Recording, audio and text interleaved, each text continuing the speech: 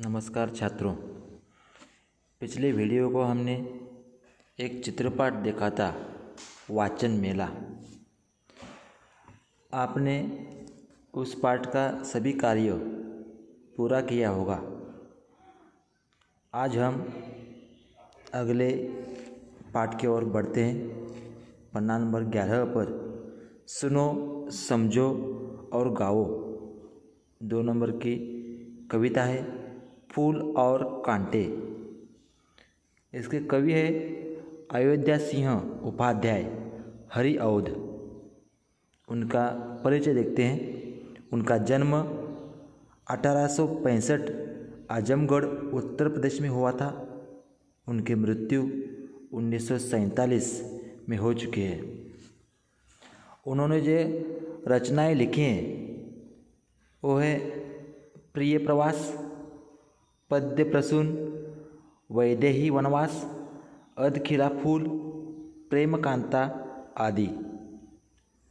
कवि का परिचय। अयोध्या सिंह उपाध्याय जी का खड़ी बोली हिंदी के प्रारंभिक कवियों में मूर्धन्य स्थान है। आप हिंदी के एक आधार स्तंभ हैं। प्रस्तुत कविता में कवि ने यह स्पष्ट किया है कि मनुष्य विशिष्ट कुल में जन्म लेने से नहीं बल्कि अपने कर्मों से ही बड़ा बनता है। यह अर्थ इस कविता से हमें प्राप्त होगा। यह सीख हमें लेकर हमें अपने व्यवहारिक जीवन में इसका उपयोग करना आवश्यक है। विचार मंथन। भूलकर भी न करे भूल, बने फूल नहीं शूल। निम्न आधार पर चर्चा करो। भूल, फूल और शूल। इस पर आपको अगर कोई विचार आए तो आप अपने काफ़ी में 4-5 वाक्य लिख सकते हो। वाक्य फिर से बताता हूँ। भूलकर भी न करे भूल, यानी कि गलती न करे। गलती हो गई तो बने फूल, यानी कि गलती मान ले, नहीं कि शूल, झूठे मत बनो। इस प्रकार का अर्थ हम इसका निकाल सकते हैं। भूल, फूल और शूल। आप इसके बारे में लिख सकते हो।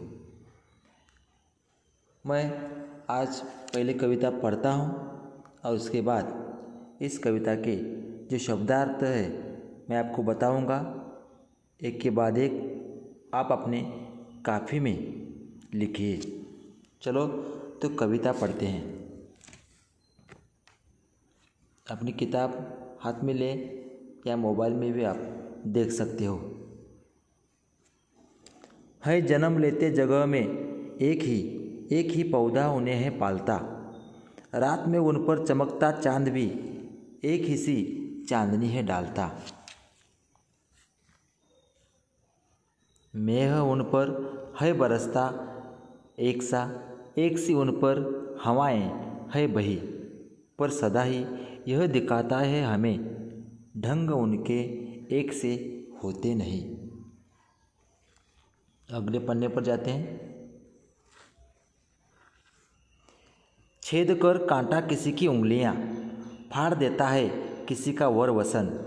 प्यार डूबी तितलियों के पर कतर, भौर का है वेद देता शामतन। फूल लेकर तितलियों को गोद में, भंवर को अपना अनूठा रस पिला।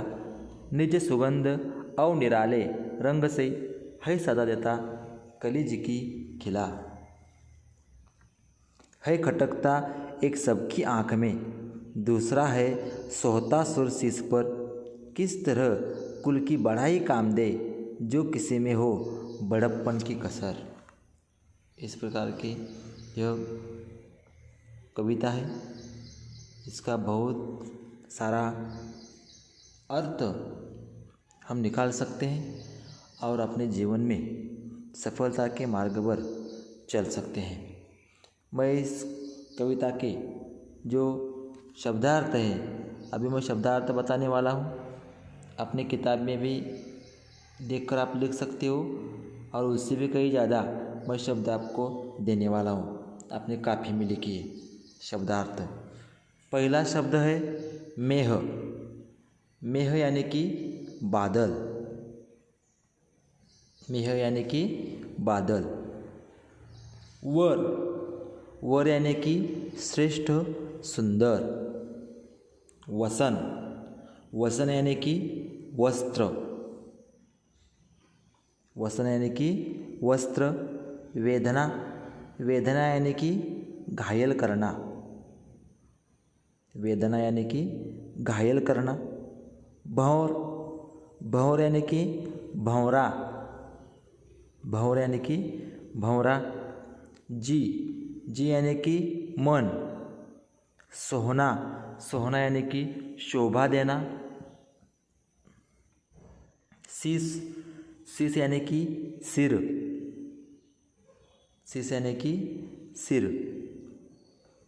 श्याम। श्याम यानी कि काला। श्याम यानी कि काला। तन। तन यानी कि शरीर। अनूठा। अनूठा शब्द का अर्थ है निराला। अनूठा यानी कि निराला। सुर। सुर यानी कि देवता। सुर यानी कि देवता। बड़प्पन। बड़प्पन यानी कि बढ़ाई।